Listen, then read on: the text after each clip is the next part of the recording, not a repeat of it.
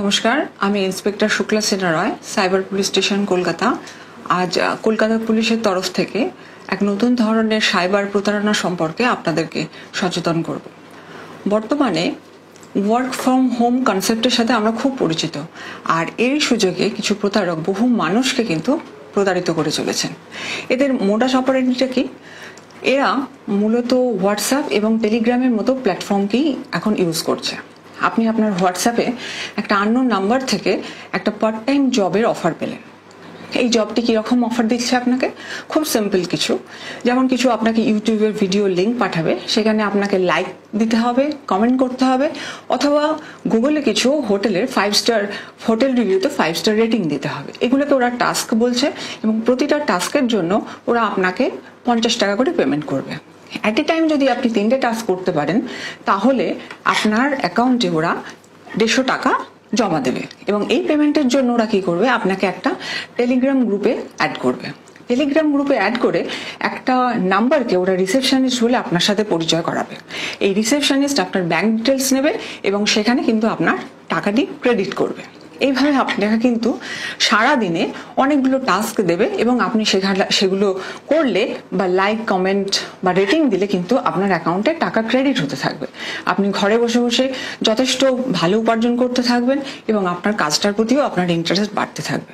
2-1 দিনের মধ্যেই কিন্তু রিসেপশনিস্ট আপনাকে ক্রিপ্টো বা বিটকয়েনে ইনভেস্ট করার জন্য সাজেস্ট করবে এবং আপনাকে ওই টেলিগ্রাম গ্রুপেরই আরেকজন ব্যক্তি, যাকে ও টিউটর বলে আপনার সাথে ইন্ট্রোডাকশন করাবে, যে আপনাকে ইনভেস্ট করার জন্য গাইড করবে এবং আপনার জন্য একটা ট্রেডিং অ্যাকাউন্টও ওপেন করবে।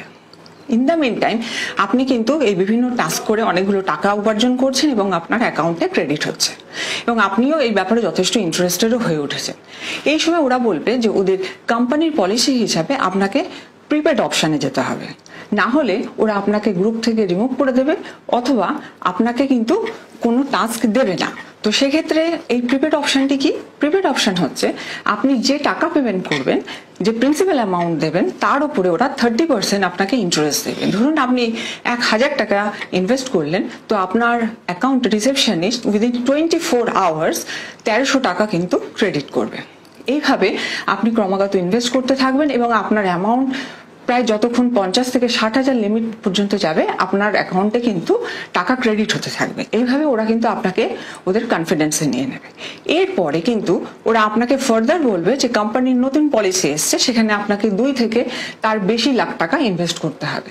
আপনি যখনই সেটা বেটার বেনিফিটের জন্য ইনভেস্ট করলেন, এই ক্ষেত্রেই কিন্তু আপনি আর কোনো রিটার্ন পাচ্ছেন না। আপনি ওদের সাথে ফার্দার কন্ট্যাক্ট করবেন, ওরা বলবে যে আপনি আরো 3 থেকে 4 লাখ টাকা পেমেন্ট করুন, তাহলে দুটো প্রিন্সিপালের উপরে 60% ইন্টারেস্ট আপনি পাবেন। এবং যদি আপনি না করেন, তাহলে আপনার টোটাল ইনভেস্ট যে অ্যাকাউন্ট রয়েছে, ইনভেস্টেড যে অ্যামাউন্ট রয়েছে, সেটা কিন্তু আপনি লুজ করবেন।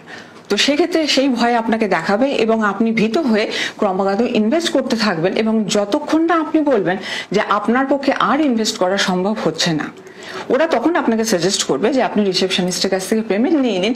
বাট রিসেপশনিস্টকে আপনি যদি যোগাযোগ করেন, সে জানাবে যে আপনার অ্যাকাউন্টে যা টাকা আছে তাতে আপনাকে 7 থেকে 8 লাখ টাকা ট্যাক্স হিসাবে দিতে হবে এবং আপনাকে কনভিন্স করার জন্য ওরা আপনার ট্রেডিং অ্যাকাউন্ট থেকে 2 থেকে 3 লাখ টাকা শ্যাডো পেমেন্ট করবে। মানে আপনাকে দেখাবে পেমেন্ট করলো, কিন্তু আদপে কোনো পেমেন্ট কিন্তু হলো না।